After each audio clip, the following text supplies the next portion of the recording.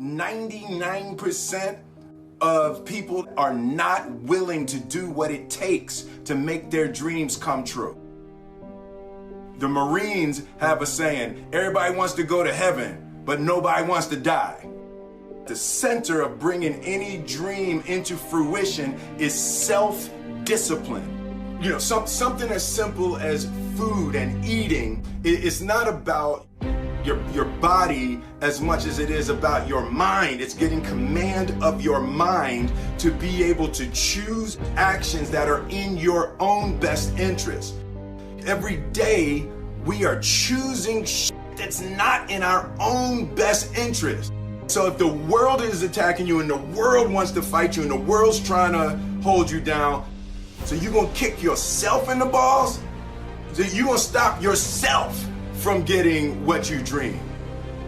And I think the word discipline has kind of gotten a bad name. We think about it in terms of punishment. I'm not talking about discipline in that way. I'm talking about discipline in the sense that you forego immediate pleasure for the exchange of long-term self-respect. I believe that self-discipline is the definition of self-love. That when you say that you love yourself, that means that you have behavior towards yourself that is loving. Self-discipline is the center of all material success. You cannot win the war against the world if you can't win the war against your own mind.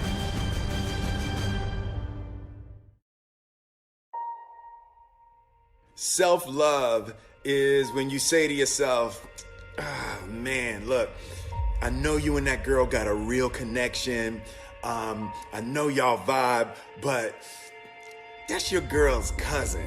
So I love you too much to let you do that. It's like you say to yourself, hey man, look, I know you want to eat that pizza and it'll be really good, you know, but I can't let you eat that, man, because if you eat that pizza, you're going to feel like shit, you know, and I love you too much to let you eat that. Self-love is, hey, look, I know you got a test on Monday, you know, and I know you really want to go out with your friends and Saturday night you want to go out, but if you fail that test, you're not going to feel good about yourself. You know, I love you too much to let you go out tonight. Self-discipline is self-love. If you want to be happy, you have to love yourself, which means you have to discipline your behavior. The road to sustained happiness is through disciplining your behavior. We tend to base our self-esteem on what other people think. And that's not really self-esteem. Self-esteem is supposed to be how we feel about ourselves. And I was just saying how dangerous it is to allow other people to determine how you're going to feel about you. And it's kind of like looking into a broken mirror. You're going to look in a broken mirror and then change your face to try to look good in this defiled, busted, broken mirror. And it just, other people's opinions is a really way to determine how we feel about ourselves.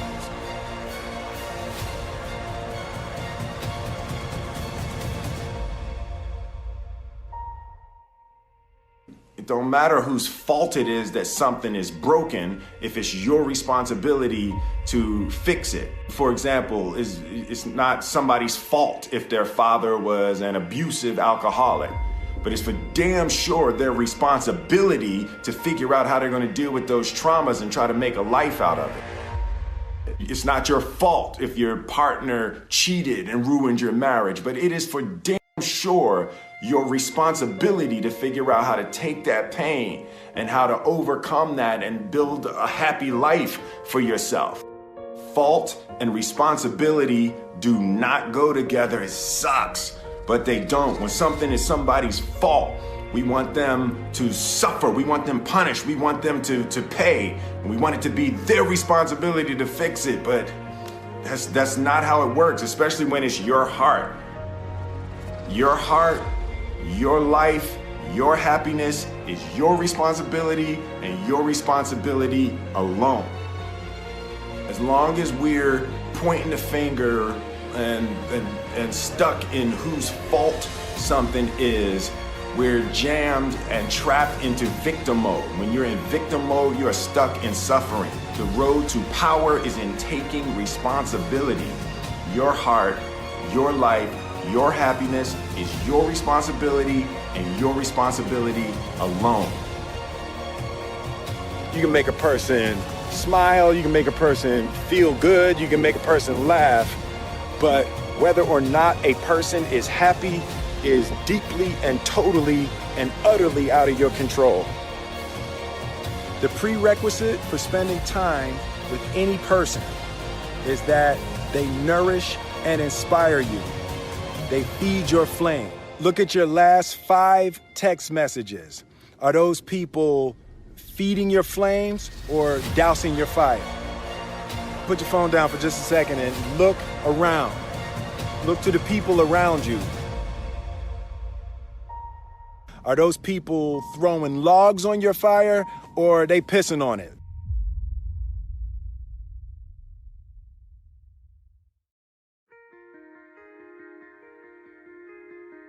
I want my life, I want my work, my family, I want it to mean something. And it's like, if you are not making someone else's life better, then you're wasting your time.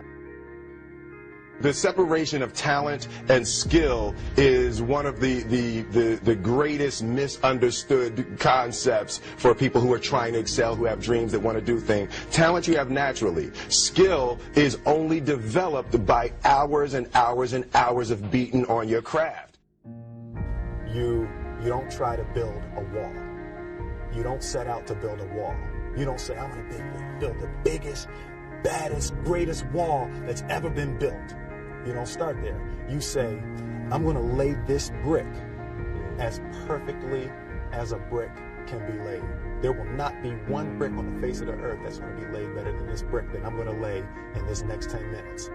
And you do that every single day. And soon you have a wall. And soon you have a wall. And I think psychologically, the advantage that gives me over a lot of people that I have been in competition with in different situations is it's difficult to take the first step when you look how big the task is.